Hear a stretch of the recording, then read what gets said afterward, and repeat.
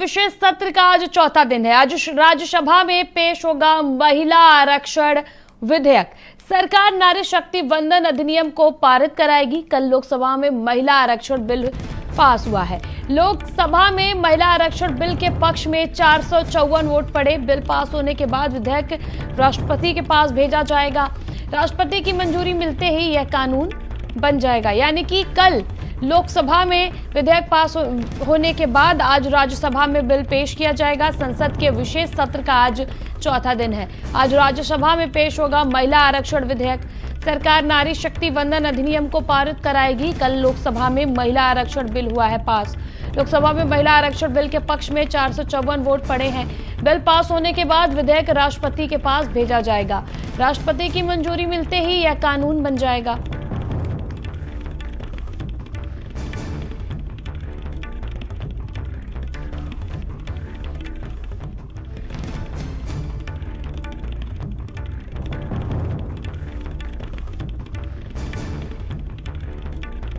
कल लोकसभा में महिला आरक्षण बिल पास हुआ जिसके पक्ष में 454 वोट पड़े। वहीं आज राज्यसभा में यह बिल पेश किया जाएगा।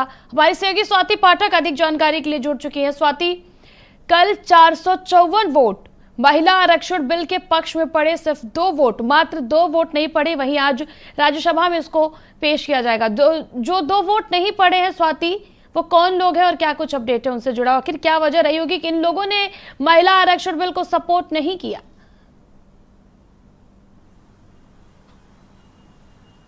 जी बिल्कुल त्रिशला, देखिए, लेकिन जो सबसे ज़्यादा अहम है कि लोकसभा में पास होने के बाद अब राज्यसभा में पास कराना सरकार के लिए ये चुनौतीपूर्ण होगा। लेकिन आसानी से इसको पास कराया जा सकता है क्योंकि बहुमत भले ही सरकार के पास ना हो, लेकिन जिस तरह से लोकसभा में हम सब ने देखा कि 454 वोट पक्ष में पड़े हैं, तो संभव है कि जो विपक्षी पार्टियां हैं राज्यसभा में वो भी इस बिल के समर्थन में वोट करेंगे। ये देखना सबसे ज़्यादा अहम होगा। लेकिन अगर हम लोकसभा की बात करते हैं तो 454 वोट पड़े और 2 वोट जो है वो बताए जा रहे हैं कि ओवैसी की पार्टी की हैं। जो महिला बिल के खिलाफ उन्होंने वोट किया वो 2 सांसद उनकी पार्टी के हैं।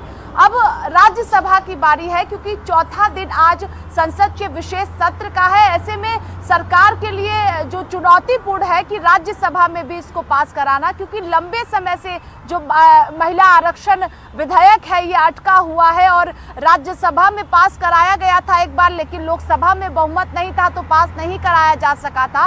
अब सरकार चाहती है, मोदी सरकार, की दोनों सदनों में इसको पास कराया जाए और ये कानून बने। इसीलिए विशेष सत्र बुलाया गया सरकार द्वारा। कल आखिरी दिन है संसद के विशेष सत्र का। ऐसे में आज राज्यसभा में 7.5 घंटे महिला आरक्षण विधेयक पर चर्चा होगी। इसके बाद इसको पारित कराया जाएगा। अब राज्यसभा में कितने वोट पड़ते हैं ये देखना सबसे ज्यादा अहम होगा। और जो बीजेपी की तरफ से राष्ट्रीय अध्यक्ष जेपी नड्डा है वो मुख्य वक्ता होंगे। पहले उनका संबोधन होगा, उसके बाद निर्मला सीतारमण भी कहेंगी क्योंकि महिला आरक्षण विधेयक है। कल भी हम सब ने देखा कि जो केंद्र सरकार में महिला मंत्री है उन्होंने जो है महिला आरक्षण विधेयक पर अपनी अपनी बातें रखी हैं। अब राज्यसभा में भी जो है जब आज विधेयक को पेश किया जाएगा तो जेपी नड्डा का भी संबोधन होगा। फिर निर्मला सीतारमण भी वक्ता है, वो भी अपनी बात को रखेंगी।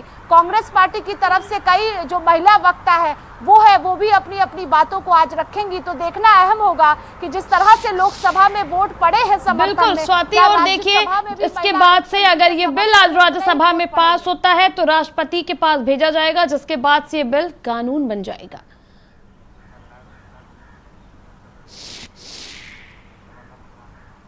जी बिल्कुल, दोनों सदनों में पास होने के बाद राष्ट्रपति के पास महिला आरक्षण बिल को भेजा जाएगा। उसके बाद राष्ट्रपति मंजूरी देंगे, जिसके बाद ये कानून बन जाएगा। लेकिन जो विवाद लगातार विपक्षी पार्टियों की तरफ से किया जा रहा था, जो सवाल उठाए जा रहे हैं कि अब परिसीमन होगा, उसके बाद 2029 में ये लागू होगा, लंबा प्रोसेस होगा, ये विपक्षी पार्टियां आरोप लगातार लगा रही हैं। लेकिन अहम दोनों सदनों में पास कराना है। लोकसभा से पास हो चुका है, अब राज्यसभा में पास कराना है, क्योंकि अगर हम पिछले सालों को देखें, जब से ये मामला अटका हुआ है तब यही वजह रही है कि बहुमत नहीं होता था सरकार के पास, सरकार पास नहीं करा पाती थी किसी एक सदन में। लेकिन राज्यसभा में अगर हम बात करते हैं तो मोदी सरकार के पास बहुमत नहीं है।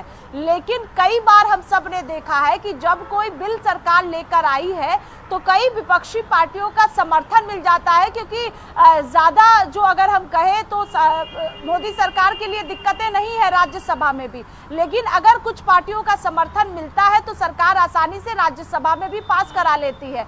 लेकिन अगर हम महिला आरक्षण बिल की बात करते हैं तो कई विपक्षी पार्टियों का समर्थन है, तो ऐसे में संभव है कि राज्यसभा में भी केंद्र सरकार इसको आसानी से आज पास करा ले। बिल्कुल स्वाति, अच्छी कार्रवाई पे अपनी नजर बनाए रखें और